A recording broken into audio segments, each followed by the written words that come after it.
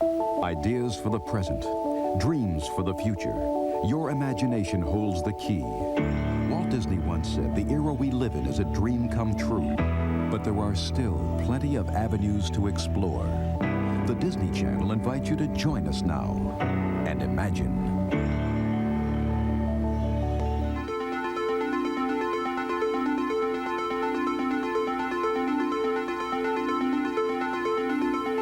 When you think of color, what comes to mind?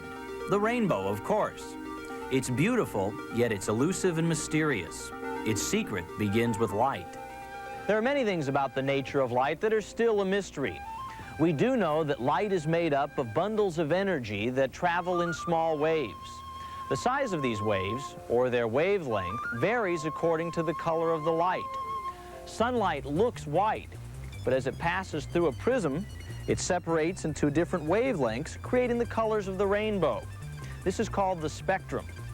The spectrum is created because the different wavelengths are bent in slightly different directions by the prism. This is similar to what happens inside raindrops to create a rainbow. Sunlight enters a raindrop and is bent.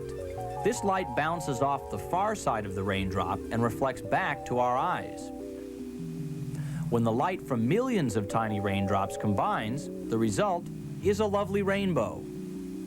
The rainbow is our most popular symbol of color, but it's elusive. Other sources of color hit us directly in the eye, and all the time. We actually see color in two very different ways. One way is by illumination, when the object we're looking at actually gives off the colored light we see. The other way we see color is by reflection. These balloons don't actually give off colored light. Instead, each panel reflects sunlight only in the wavelength of the color we see. Red panels only reflect red light. Yellow panels just reflect yellow light, and so on. And if there was no light to reflect off the balloons, we wouldn't see any color at all.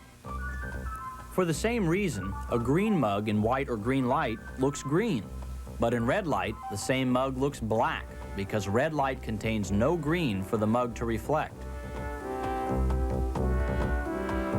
You can do some truly amazing things with colored light.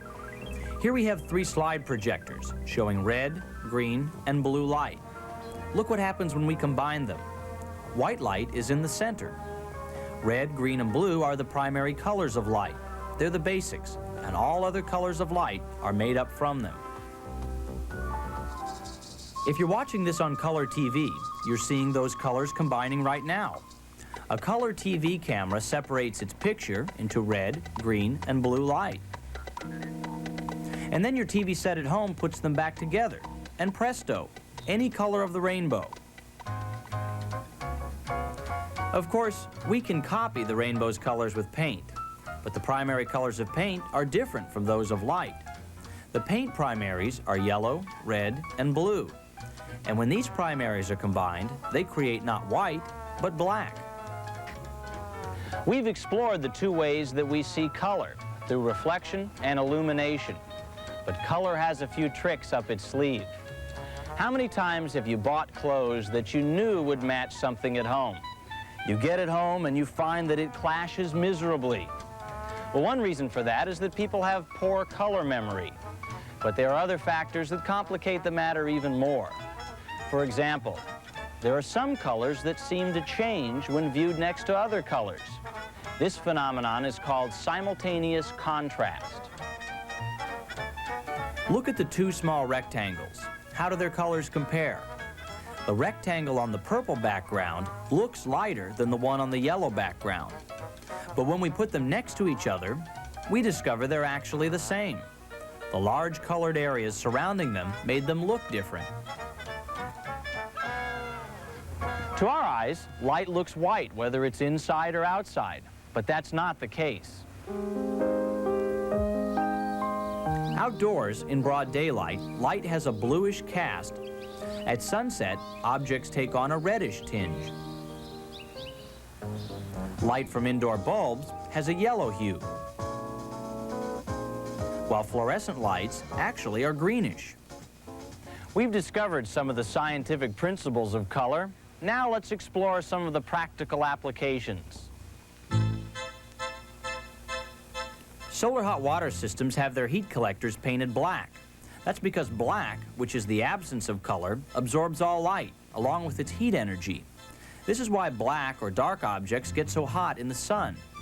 If snow were black, it would melt more quickly. But you'll remember that white is a mixture of all colored light, so it reflects almost all light and heat. That's why you wear white or light-colored clothing to stay cool in the heat of the desert. This principle even applies in outer space. Astronaut spacesuits are white so they'll reflect sunlight and keep temperatures inside from getting too hot.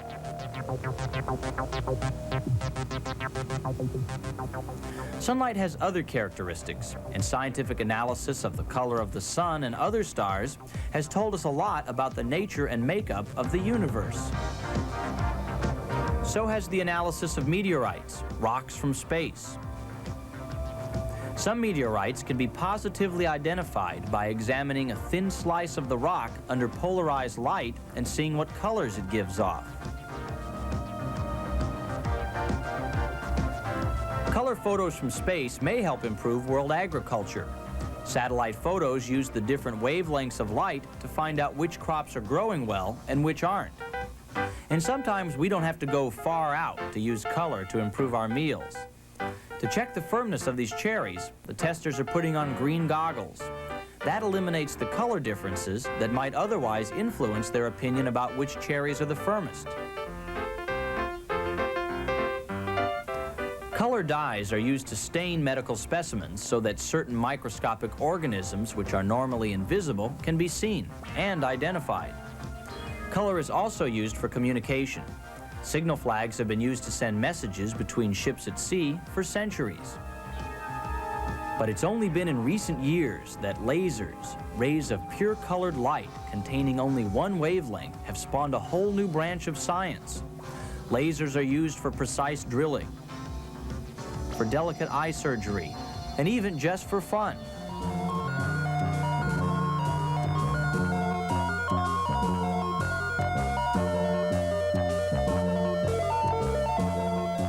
At home, yellow light bulbs help keep flying insects away because many bugs can't see yellow.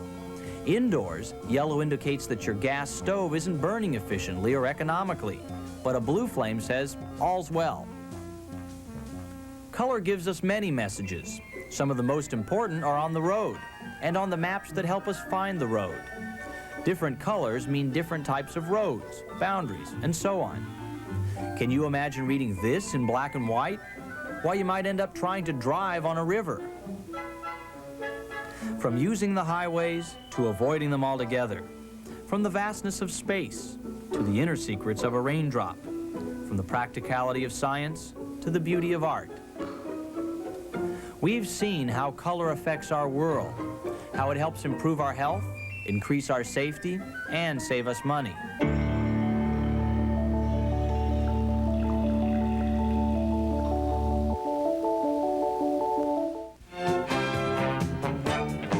The Disney Channel.